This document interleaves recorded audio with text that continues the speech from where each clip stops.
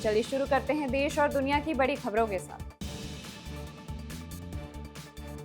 संसद के दोनों सदनों में विपक्ष और सत्ता पक्ष के बीच कई मुद्दों को लेकर तीखी नोकझोंक देखने को मिली। लगातार हंगामे के कारण लोकसभा और राज्यसभा की कार्यवाही कई बार स्थगित करनी पड़ी। सरकार और विपक्ष दोनों एक दूसरे पर संसद नहीं चलने देने का आरोप लगा रहे हैं।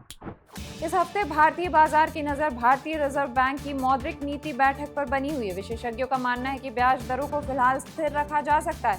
साथ ही वैश्विक बाजारों में अमेरिका ईरान तनाव और रुपए की चाल पर भी निवेशकों की नजर बनी हुई है। सावन के चलते देश भर में कांवड़ यात्रा जारी है। उत्तर प्रदेश, उत्तराखंड, दिल्ली और हरियाणा में सुरक्षा बढ़ा दी गई है। कई हाईवे पर ट्रैफिक डायवर्जन लागू किया गया है और पुलिस लगातार ड्रोन और सीसीटीवी कैमरा से निगरानी कर रही है ताकि यात्रा शांतिपूर्ण ढंग से पूरी हो सके।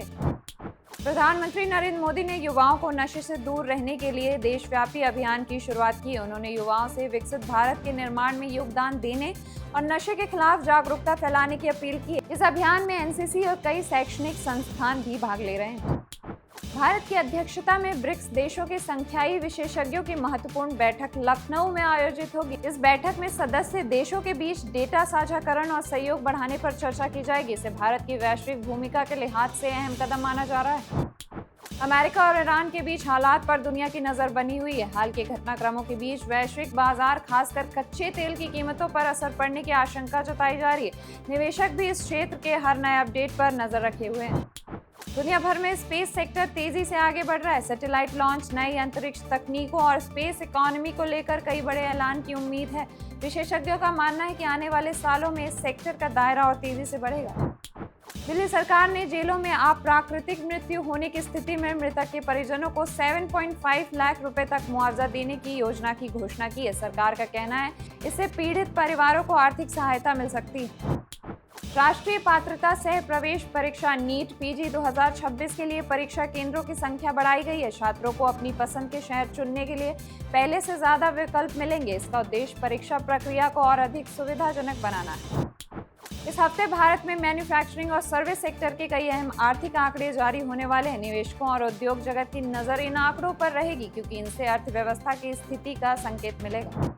कल भारतीय शेयर बाजार लगातार चौथे कारोबारी सत्र में बढ़त के साथ बंद हुआ है। सेंसेक्स 554 अंकों की तेजी के साथ 78,639 पर बंद हुआ, जबकि निफ्टी 24,777 के स्तर पर पहुंच गया। आईटी शेयरों में शानदार खरीदारी और कच्चे तेल की कीमतों में गिरावट से बाजार को मजबूती मिली। निवेशकों की नजर अब आरबीआई की मौद्रिक नीति बैठक और कंपनियों के तिमाही नतीजों पर रहेगी।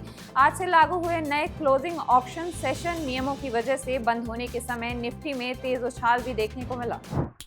अगर आप आज सोना खरीदने की योजना बना रहे हैं तो 24 कैरेट सोना करीब 1.40 लाख से 1.44 लाख प्रति 10 ग्राम और 22 कैरेट सोना लगभग 1.30 लाख से 1.33 लाख प्रति 10 ग्राम के आसपास मिल सकता है। अलग अलग शहरों और ज्वेलर्स के अनुसार कीमतों में थोड़ा अंतर हो सकता है। वैश्विक घटनाक्रम और सुरक्षित निवेश की बढ़ती मांग के कारण सोने की कीमतों में मजबूती बनी हुई है। खरीदारी से पहले अपने शहर का ताज़ा रेट जरूर चेक करें। अगर आप आज यानी 4 अगस्त को पेट्रोल या डीजल भरवाने की योजना बना रहे हैं तो राहत की बात है क्योंकि ईंधन की कीमतों में किसी बड़े बदलाव की संभावना नहीं है। सरकारी तेल कंपनियों की ओर से फिलहाल पेट्रोल और डीजल के दाम स्थिर रखे गए हैं। ऐसे में दिल्ली, मुंबई, कोलकाता, चेन्नई समेत देश के अधिकांश शहरों में पुराने रेट ही लागू रहने की उम्मीद है। हालांकि राज्य सरकार के टैक्स और स्थानीय शुल्क की वजह से अलग अलग शहरों में कीमतों में थोड़ा सा अंतर हो सकता है। गाड़ी में तेल भरवाने से पहले अपने शहर का ताज़ा रेट जरूर चेक करें। यूरोप और एशिया के कई हिस्सों में लगातार खराब मौसम की स्थिति बनी हुई है। कहीं भारी बारिश तो कहीं अत्यधिक गर्मी और जंगलों की आग लोगों के लिए बड़ी चुनौती बनी हुई है। मौसम वैज्ञानिक लगातार सतर्क रहने की सलाह दे रहे हैं। केंद्र सरकार ने समुद्र में तेल और गैस की खोज बढ़ाने के लिए नई योजना को मंजूरी दी है। सरकार का कहना है कि इससे ऊर्जा सुरक्षा मजबूत होगी और आयात पर निर्भरता कम करने में मदद मिल सकती है। आयुष मंत्रालय और इंडिया एआई के बीच एक समझौता हुआ है। इसका उद्देश्य आयुर्वेद और अन्य पारंपरिक चिकित्सा प्रणालियों में आर्टिफिशियल इंटेलिजेंस का उपयोग बढ़ाना है ताकि रिसर्च और स्वास्थ्य सेवाओं को बेहतर बनाया जा सके। आईएमडी ने दिल्ली, एनसीआर, बिहार, उत्तराखंड, असम, पश्चिम बंगाल, केरल और कई अन्य राज्यों में भारी बारिश से बहुत भारी बारिश का अलर्ट जारी किया है। कुछ इलाकों में तेज हवाएं, आकाशीय बिजली और जल भराव की आशंका जताई गई है। लोगों को मौसम विभाग की सलाह का पालन करने को कहा गया है। 2026 कॉमनवेल्थ गेम्स के समापन के बाद अब भारत ने 2030 कॉमनवेल्थ गेम्स की तैयारियां तेज कर दी हैं। अहमदाबाद इस बड़े आयोजन की मेजबानी करेगा। माना जा रहा है कि यह आयोजन भारत की 2036 ओलंपिक मेजबानी की दावेदारी को भी मजबूत कर देगा। केंद्र सरकार ने खेलो इंडिया योजना के विस्तारित बजट को मंजूरी दे दी है। सरकार का कहना है कि इससे खिलाड़ियों को बेहतर प्रशिक्षण, खेल सुविधाएं और राष्ट्रीय खेल संघों को अधिक सहयोग मिलेगा। इसका उद्देश्य भारत की खेल प्रतिभाओं को अंतर्राष्ट्रीय स्तर पर मजबूत करना है।